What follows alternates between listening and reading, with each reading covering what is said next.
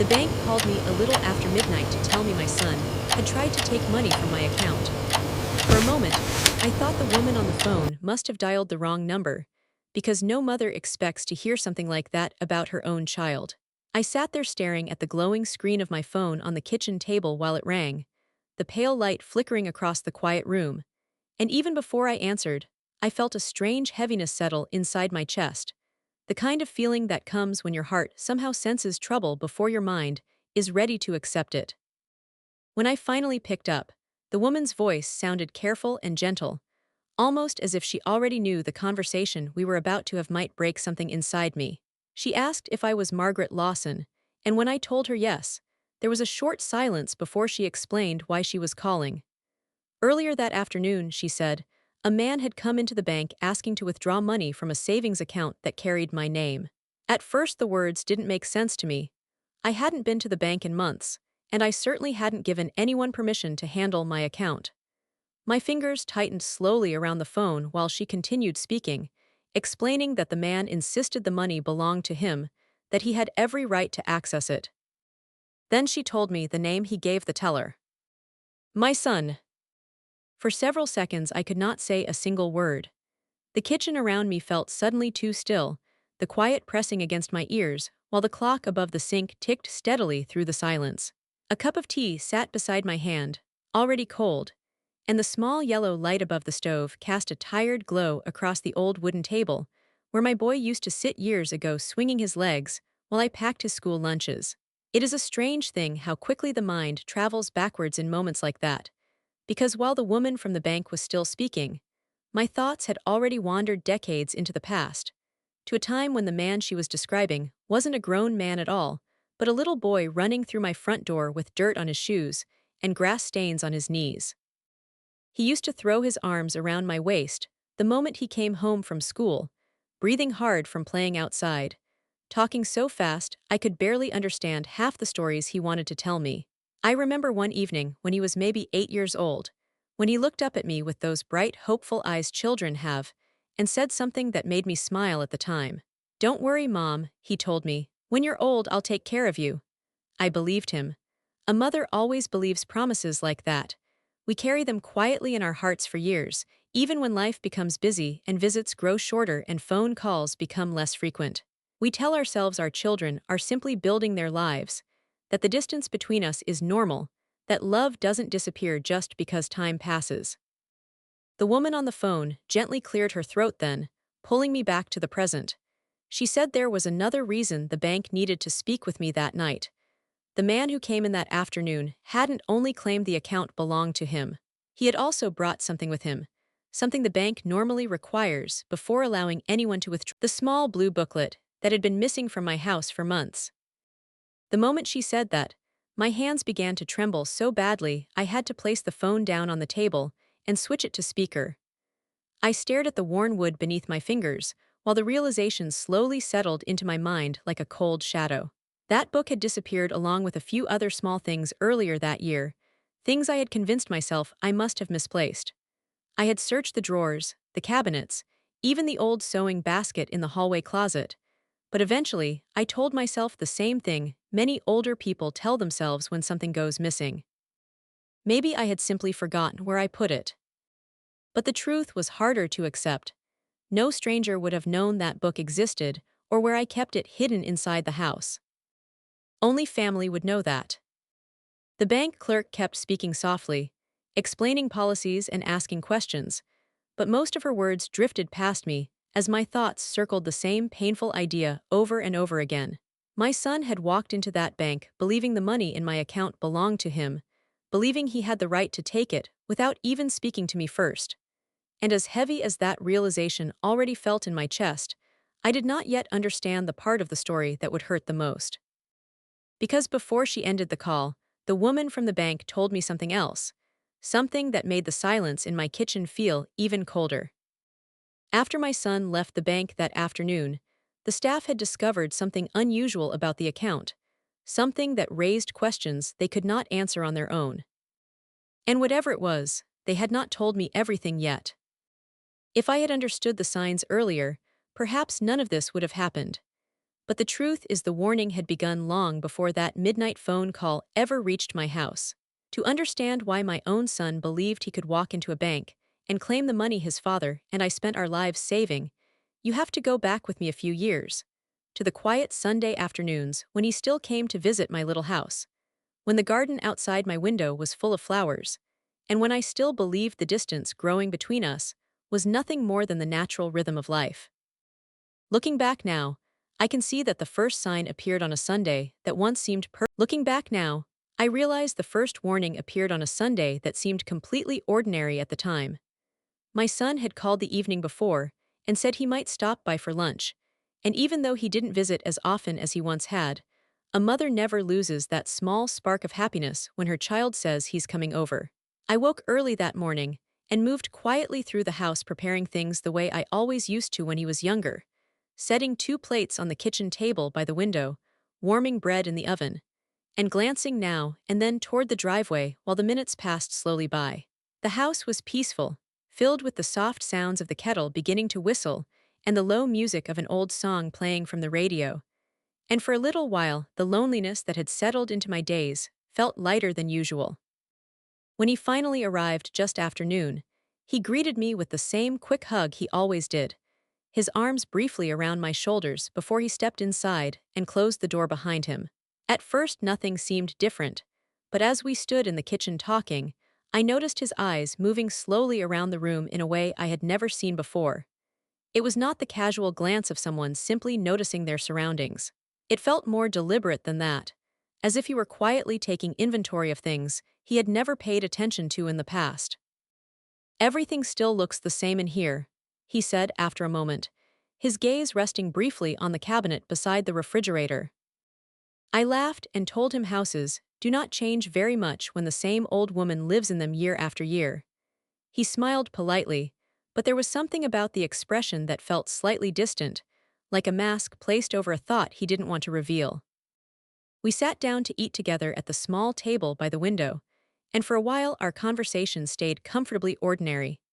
He spoke about work and the long drives across town, about small frustrations and everyday routines, and I listened the way mothers always do, happy simply to hear the details of their children's lives, even when those lives no longer revolve around them. But somewhere in the middle of our meal, his questions began to shift.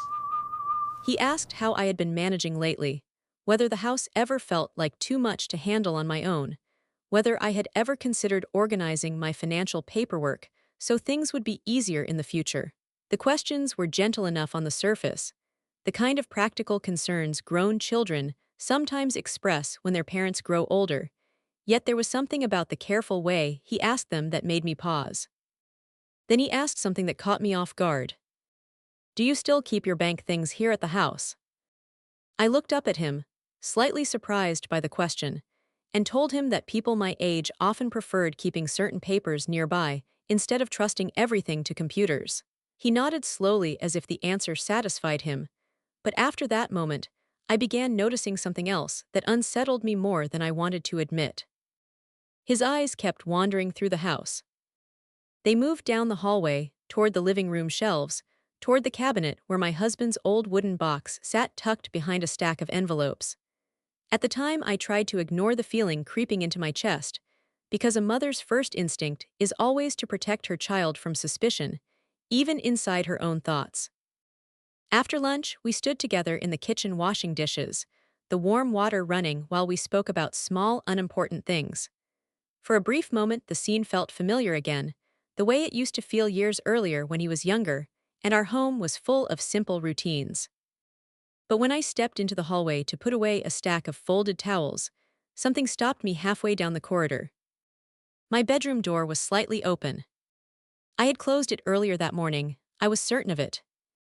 For a moment, I simply stood there staring at the narrow gap between the door and the frame, a strange uneasiness slowly forming in my chest. Perhaps the breeze from the open window had pushed it loose, I told myself. Old houses shift and settle in quiet ways. Still, when I walked back into the kitchen, something inside me felt different. My son was exactly where I had left him beside the sink, drying the last plate carefully with a towel. I did not ask him about the door. Even now, I wonder if part of me already understood something was wrong and simply chose silence instead. Later that afternoon, when he hugged me goodbye near the front door, he held on just a little longer than usual and reminded me that I should call him if I ever needed help with paperwork or finances. And when I realized it was gone, the memory of that half-open bedroom door was the first thing that returned to my mind. At first, I thought I had simply misplaced it. When you live alone long enough, small things have a way of disappearing into drawers and corners of the house, and an old woman learns not to panic every time something cannot be found immediately. That morning, I had been sorting through a stack of mail at the kitchen table when the thought suddenly came to me that I had not seen my savings book in quite some time. It was a small blue booklet I had kept for many years, tucked carefully inside the wooden box my husband used to keep important papers in. I remember standing up from the table and walking down the hallway with the quiet confidence of someone who expects to find exactly what they are looking for. But when I opened the box, the booklet was not there. At first, I simply frowned and began moving papers aside, lifting old envelopes, checking between folded documents, certain that it must have slipped somewhere beneath the others. The wooden lid creaked softly as I leaned closer, my fingers turning through the contents again and again. Still nothing. A strange tightness slowly formed in my chest as I began opening other drawers in the room. I checked the bedside table, the closet shelf, even the small drawer where I sometimes placed things temporarily when I was cleaning. Each place I searched became quieter than the last, the house around me holding a silence that suddenly felt heavier than usual. The savings book had always been kept in the same place. I had never moved it. I returned to the wooden box again and searched it more carefully this time, lifting every paper one by one, but the booklet remained missing. And as I stood there staring into that empty space where it should have been, a memory surfaced that made my hands pause in the air. My bedroom door, slightly open. That Sunday. For a long moment, I tried to push the thought away. Surely it was only a coincidence. Children do not take things from their parents' homes. Even grown children who are busy with their own lives would never quietly remove something that did not belong to them. At least that is what I told myself then. Instead of calling my son, instead of asking a question that might have revealed the truth immediately, I did what many mothers do when doubt touches their hearts. I convinced myself there must be another explanation. Perhaps I had taken the booklet to the bank months earlier and forgotten about it. Perhaps I had placed it somewhere unusual while cleaning. Perhaps age was beginning to play small tricks on my memory. Days passed, then weeks. After the bank's phone call that night, my mind kept returning to that Sunday visit again and again, replaying the afternoon the way someone rewinds an old film, searching for the moment everything began to change. It is a strange thing how memories shift once you know the ending of a story, because small details that once seemed harmless suddenly carry a different weight. I remembered the way his eyes moved through the house. I remembered the careful questions about my finances. And most of all, I remembered the bedroom door. At the time, I had ignored those things because love has a way of softening the sharp edges of suspicion. But sitting alone in my kitchen after the bank call, with the cold tea still untouched beside my hand, I began to see that afternoon in a way I never had before. The silence of the house felt different now. The ticking clock sounded louder. And a single thought kept returning to me with uncomfortable persistence. My son had known exactly where that booklet was kept. I thought about the moment he stood in the hallway that day, the brief minutes when I had stepped away from the kitchen, the quiet time when no one was watching where he walked or what he touched. At the time, it had meant nothing to me. Now it felt like the missing piece of a puzzle, slowly falling into place. But even as the possibility formed in my mind, another part of me resisted it fiercely. A mother does not easily accept the idea that her own child might betray her trust. I sat there at the kitchen table long after the phone call ended, staring at the dim light above the stove, while memories continued drifting through my thoughts like distant echoes. The little boy with grass-stained knees, the teenager asking for advice, the grown man hugging me goodbye at the door. Somewhere between those memories and the present moment, something had quietly changed. and I still did not know why.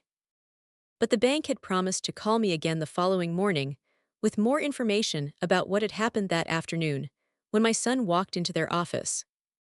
And deep inside my chest, a quiet fear had already begun to grow.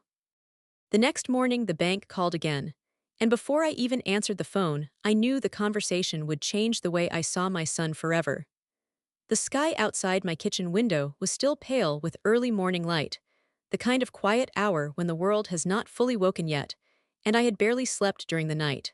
My mind had spent hours turning over the same uneasy thoughts, replaying memories of that Sunday visit, the half-open bedroom door, the missing savings book, and the strange questions he had asked while we sat at the table together.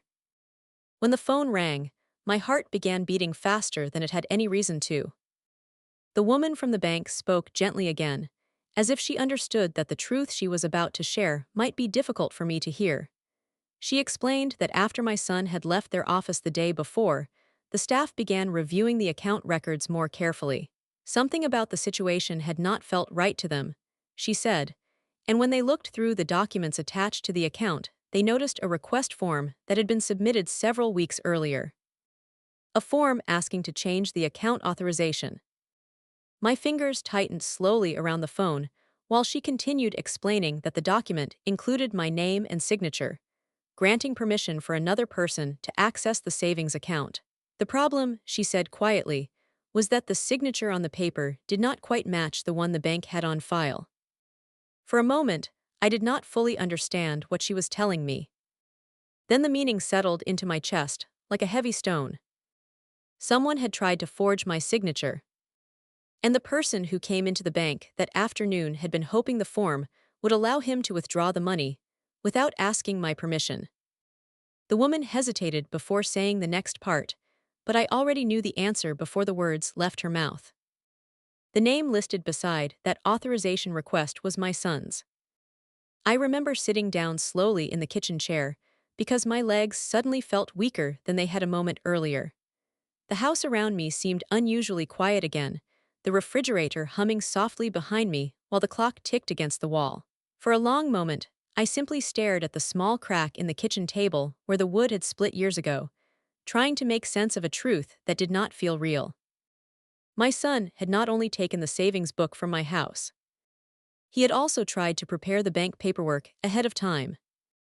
And he had done it without ever speaking to me. The bank clerk continued explaining that their staff became suspicious when the signature looked slightly different from the original documents they kept on file. Because of that, they had refused to process the request and asked my son to return later with additional identification. That was when he left the bank. And that was why they called me.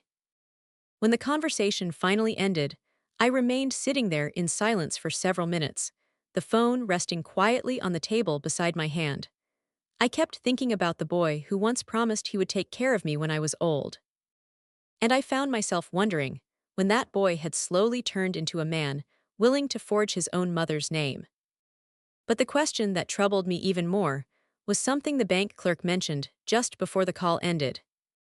My son had not been alone when he came into the bank that afternoon. When the bank clerk mentioned that someone had been waiting outside with my son that afternoon, a quiet realization began forming in the back of my mind almost immediately.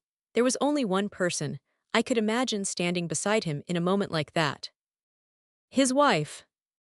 I had never disliked her exactly, though our relationship had always been polite rather than close. From the first day my son introduced her to me, I sensed a certain distance between us, a careful politeness that never quite grew into the warmth I had hoped for. She was younger than him by several years, confident and outspoken in ways that often left me feeling like an observer rather than part of the conversation. Still, I had always told myself that marriages create their own private worlds, and a mother must learn to step back once her child begins building a life with someone else.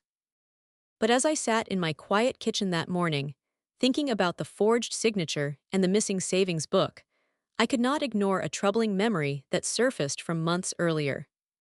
It had happened during a family dinner at their house. I remembered sitting at their dining table while the two of them spoke casually about rising costs, mortgages, and the pressure of managing their finances. At the time, it had sounded like the ordinary worries many young couples face, yet there was one moment during that conversation that returned to me now with uncomfortable clarity. His wife had laughed lightly and said something that seemed like a joke at the time. "Well," she said, "at least one day all the money your parents saved will belong to you anyway." Everyone at the table had chuckled politely, including me. But looking back now, I realized something I had not noticed in that moment. My son had not laughed. He had simply nodded quietly. Sitting in my kitchen after the bank call, I felt a slow chill move through my chest as the memory replayed itself in my mind. Perhaps I was being unfair, I told myself. Perhaps the comment had meant nothing at all.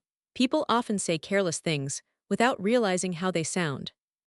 Yet the more I thought about it, the harder it became to ignore the possibility that the idea of my savings had entered their conversations long before that Sunday afternoon. Had they discussed it together?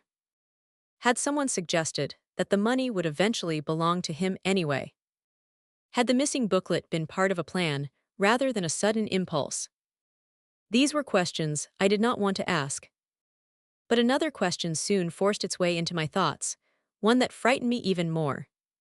If my son had been willing to forge my name to take money from my account, how far might he have been willing to go if the bank had not noticed the signature was different? I sat quietly in my chair, staring out the kitchen window at the small garden my husband once cared for so lovingly. The flowers had begun to bloom again that spring, their colors bright against the wooden fence, yet the view no longer brought the comfort it once had. Because a painful understanding was slowly beginning to take shape inside my mind. The betrayal I was facing might not have started with that missing. 3 days after the bank called me, my son came to my house again. I had not told him that the bank had already spoken to me. In truth, I wanted to see how he would behave when he stood in front of me again, whether the man who walked through my door would still look like the child I once trusted, or whether I would finally see the stranger he had become. When the doorbell rang that afternoon, my heart beat slowly but steadily as I walked across the living room to answer it. He stood on the porch with the same familiar smile, holding a small bag of groceries in one hand, as if he had simply decided to visit his mother out of kindness. "Thought you might need a few things," he said cheerfully as he stepped inside. I thanked him and placed the bag on the kitchen counter while we talked about ordinary things for a few minutes, the conversation moving gently along the surface, the way it often does when two people are quietly avoiding a deeper truth. But then he asked the question that made the room fall silent. "Mom," he said casually, "have you been to the bank lately?" The words settled heavily in the air between us. I turned slowly to look at him, studying his face in a way I had never done before, searching for something in his expression that might reveal whether he already knew the bank had spoken to me. "No," I answered carefully. "Why do you ask?" He shrugged and leaned against the kitchen counter. "Oh, nothing really," he said lightly. "I just thought maybe we should go together sometime and make sure everything is organized. So there aren't any problems later." Later. That word echoed quietly in my mind. For a moment, neither of us spoke. The house was silent except for the ticking of the clock on the wall, each second passing slowly as we stood facing one another across the kitchen. And in that long, quiet moment, something inside me finally understood what my heart had been trying to deny since the night the bank first called. My son was not asking out of concern. He was asking to see whether his plan had worked. I looked at him carefully, this grown man standing in my kitchen, and I realized that the conversation we were about to have might change our lives forever. Because the next words I spoke would reveal whether I was still the trusting mother he believed he could deceive, or the woman who finally knew the truth. I looked at my son standing across the kitchen, his eyes avoiding mine, his hands fidgeting slightly as if the ordinary act of holding them still had become impossible. The air between us felt heavy, thick with the unspoken truths that had been building over weeks, months, perhaps even years. For the first time, I no longer allowed nostalgia to soften the sharp edges of betrayal. The missing savings book, the forged documents, the questions that had slipped from his lips months ago, all of it now formed a clear picture.